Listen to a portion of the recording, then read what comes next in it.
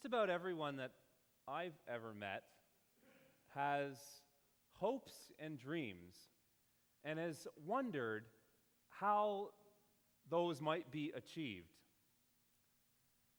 Even if our hopes and dreams aren't so much for ourselves, but for our friends and our family, surely we've spent time thinking about the best course of action, of how we might attain our goals by the shortest route.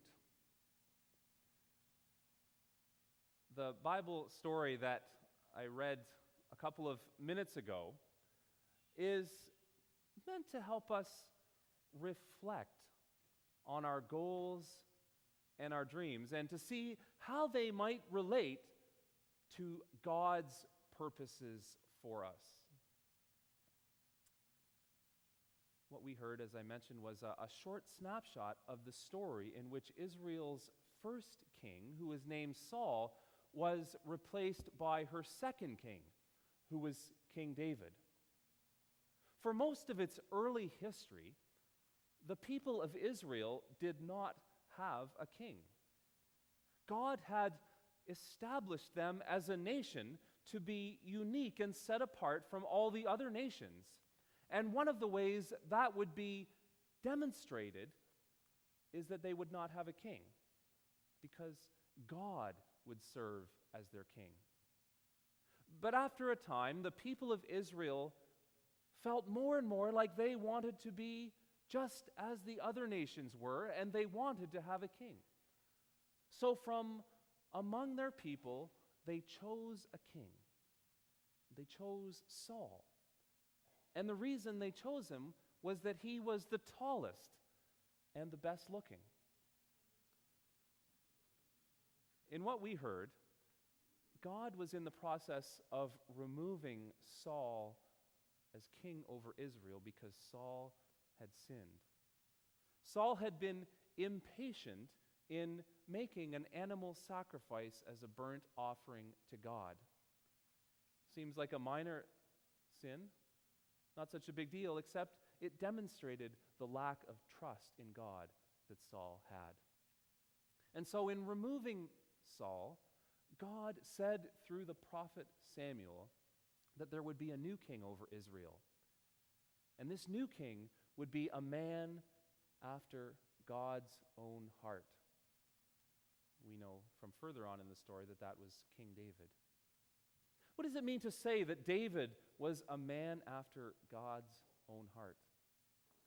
I've seen a lot of books, especially children's picture Bibles, that want to say David was a uniquely godly person. After all, he wrote at least some of the poetry and songs that make up the book of Psalms in the Bible.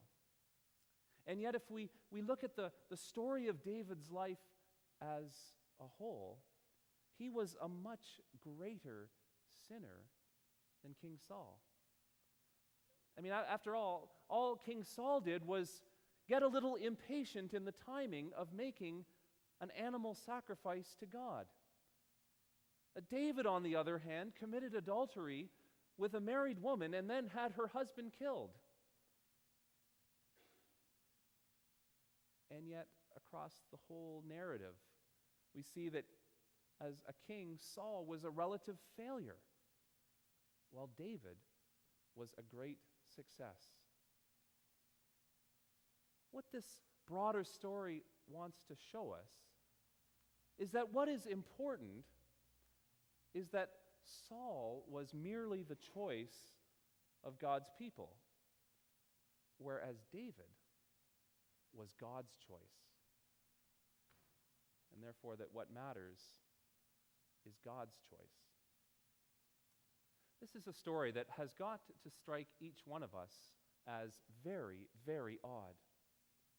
You see, our culture teaches us that our choices are almost sacred. In political terms, we choose our own leaders, don't we? We have an almost God-given right to go to the ballot box and choose our own leaders. If you watch the news in the evening, The media will scoff at those nations which do not have democracy. Even in the setting of a church, most congregations in most kinds of churches will choose their own minister. Before I came to be your minister, there was a congregational meeting and you had a vote. You got to choose. And being the modern, enlightened people that we are, we make good choices, don't we? We would never choose a leader just because he or she was the tallest and the best looking. In my case, it's just a coincidence.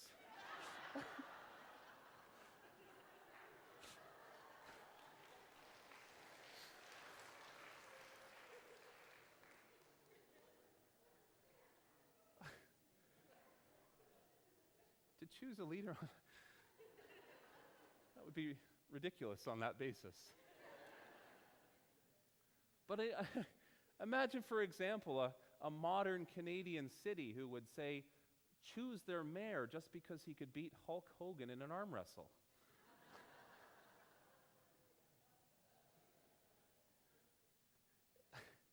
And yet here is a story which warns us. It warns us not only to be hesitant in assigning importance to the choices that we make, it warns us to be careful about estimating the entire value of our making choices. This is a contrast which really plays itself out in the story of Jesus. About 1,000 years after the life of King David, in the 1st century of our era, so about 2,000 years ago in our past, the people of Israel were desperate for a Messiah, which means a chosen one.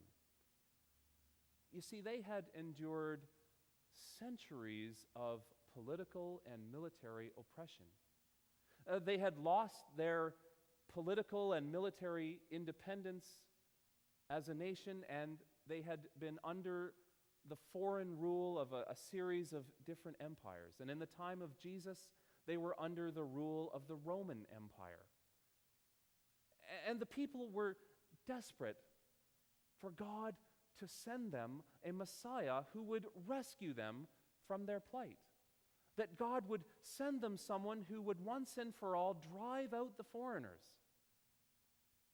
So naturally, in their hopes of a Messiah, they wanted a new military and political leader who would achieve their national ambitions.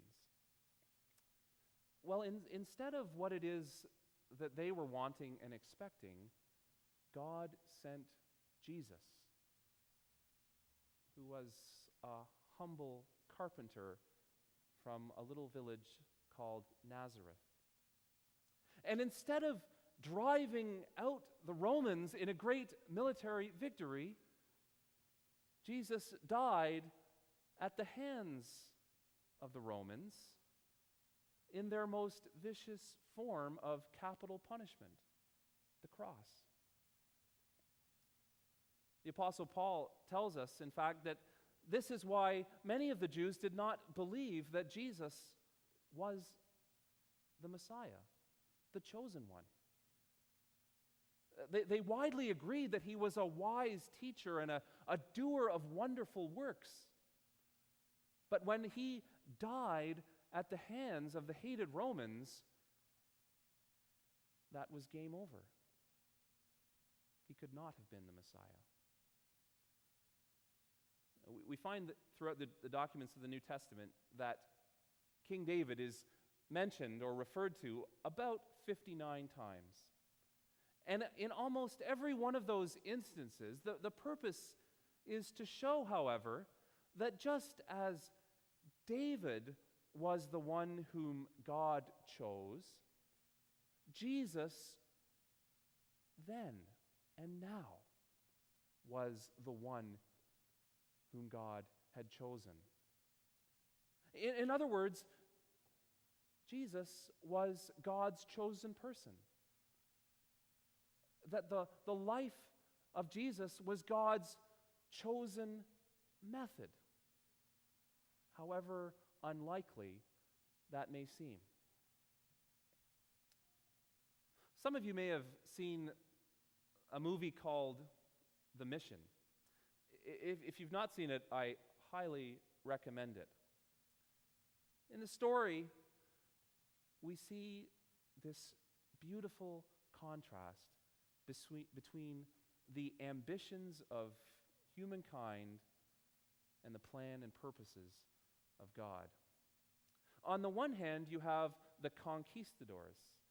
These are the Spanish and the Portuguese colonial armies that have sailed across the Atlantic Ocean to South America to conquer the lands of that continent, to enslave the people there, and to take as many of the resources as they can, such as gold and silver. We find in the movie that the conquistadors having success because of their superior military might and technology, and yet they are in this constant struggle. They are a people in conflict, a people who are uneasy. And on the other hand, you have the missionaries. They have gone to the peoples of that continent not to enslave them, not to plunder their resources, but to love and to serve. In the scene that's portrayed on the front of your bulletin, one of the missionaries has gone into the jungle to make first contact with the indigenous peoples by playing his oboe. And there on a rock in the middle of the river, he plays the most beautiful heavenly music. It was the tune that Darrell played for us a few minutes ago. And the indigenous peoples who had learned to be frightened of the white man were entranced by the music. And together, the missionaries and the indigenous peoples began to enter into a relationship of mutual love and service. And the story shows a quite true historical account in which they were much more successful in creating a society of wealth and of progress than were the tens of thousands of soldiers with their rifles and their cannons and their horses. In fact, the missionaries were having so much success that they became the enemies of the soldiers. And the narrator of the story, who was a colonial official, says that with a symphony orchestra, the missionaries could have won over the entire continent. Can you imagine how different the world would be today if over the last 2 and 3 and 4 and 500 years, European civilization could have used its vast technology and its wonderful ability to sail across the sea, not to go to new lands in order to conquer and to plunder, but rather to love and to serve? Can you imagine if they had gone not with guns, but with musical instruments? What a better place our world would be today.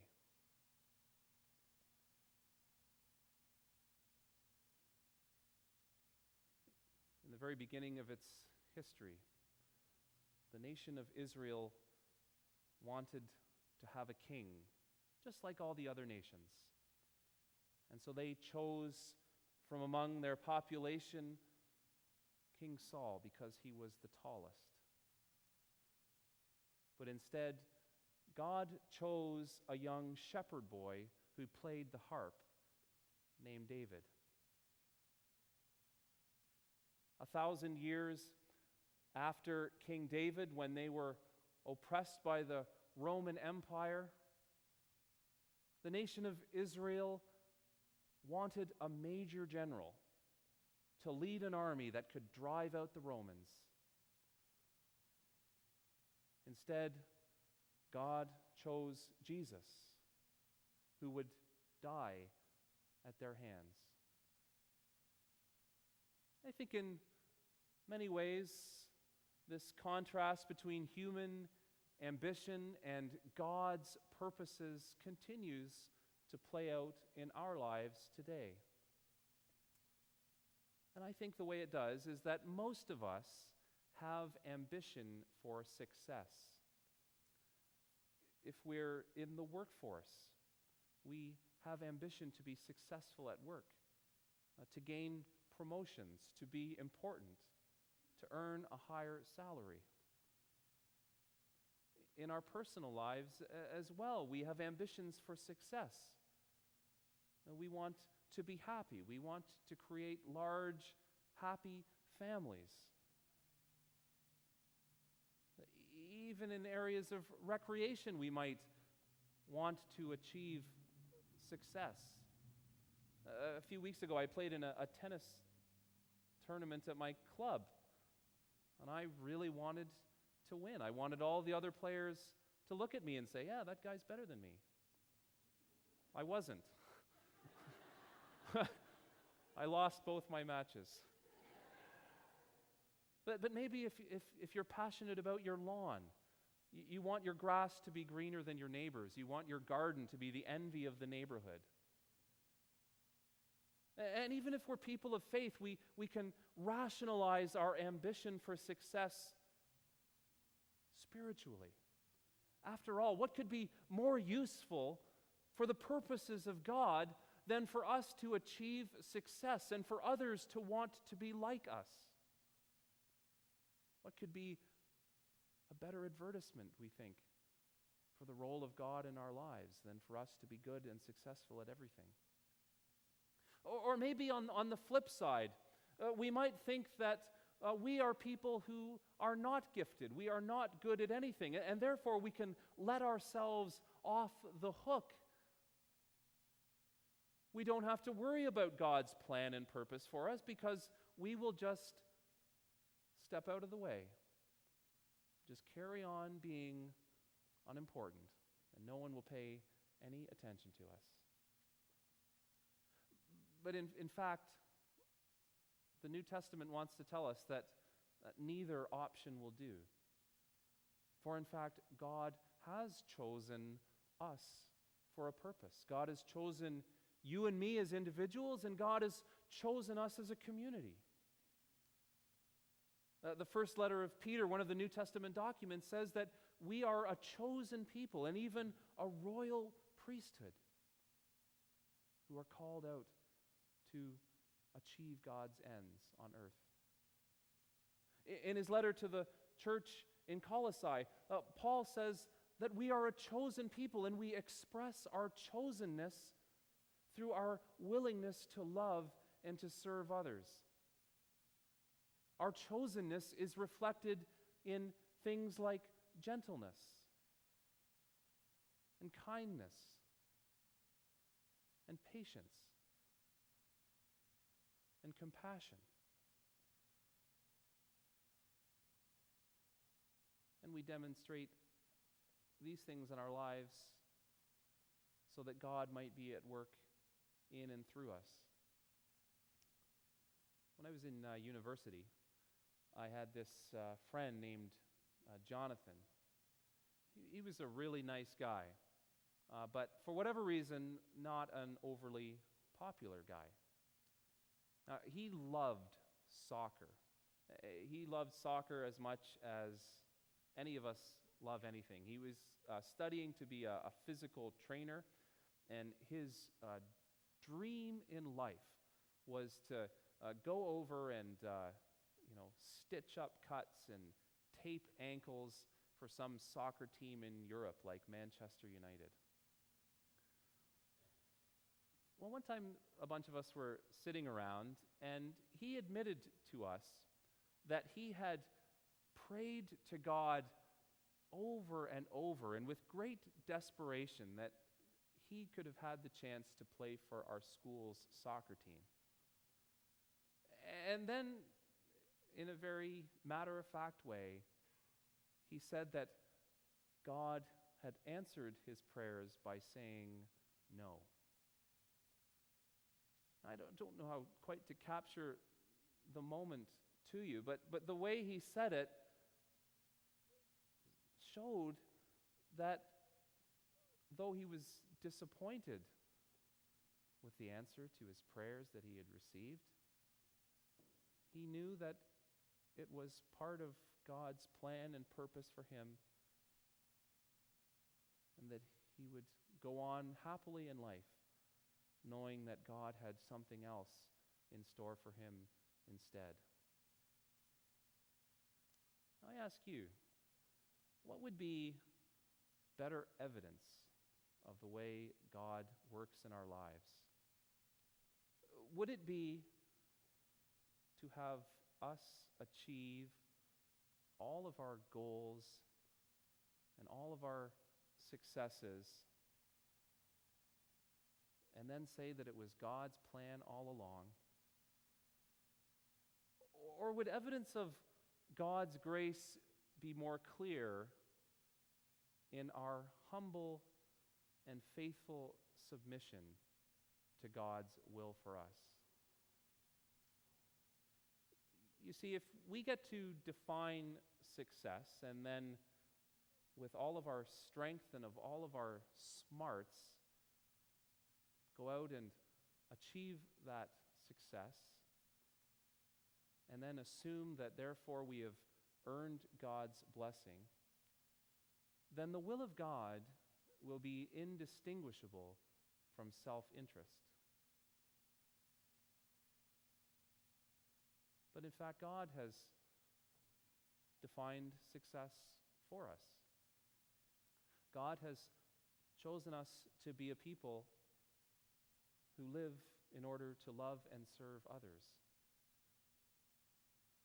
We show that we are God's chosen when we are kind and gentle and patient and compassionate. You see, we don't have to set our goals and then achieve them in order for God to be at work in our lives and in order for God to do great things through us. Rather, if we are faithful, if we strive to love and to serve as Jesus did, and as so many other examples of faith have done, then God can and will do great things for us. God can and will do great things for the world through us.